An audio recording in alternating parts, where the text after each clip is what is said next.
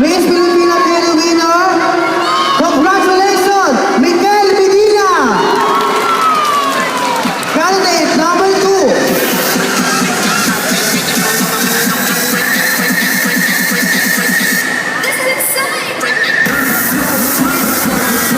Ayan, thank you so much and congratulations to all the candidates to receive a special award, a minor award. Now let's move on to